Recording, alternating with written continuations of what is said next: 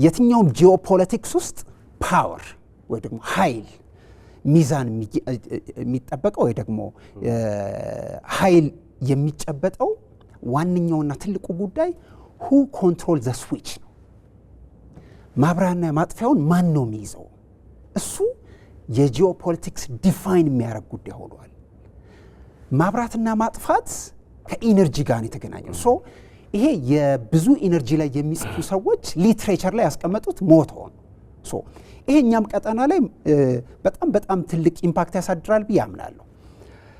አንደኛውና ወሳኙ ጉዳይ ኢትዮጵያን ጨምሮ ምስራቅ አፍሪካ ዓለም የአብዛኛውን ካስተዋልካቸው መስቀለኛ መንገድ ላይ ነው ያለው። የመጪ ዘመን ጉዟችን ዲፋይን ማድረግ ከኃይል ጋር ይገናኛል። ሁለተኛ ኖ ፓወር ኖ ኢነርጂ ኖ ፒስ። ምንም ጉዳይ ላይ ኢነርጂ ዲፋይን ሳናደርግ ሚክስ ሳይደረግ የትኛውም ቀጠና ላይ ሰላም የሚባለውን ነገር ማምጣት በጣም ፈታኝ ነው። ሶስተኛ ደካማ ኢነርጂ ካለን ደካማ ኢነርጂ ያለው ቀጠና ካለ ደካማ ሀገርና አህጉር ነው የሚገነባው።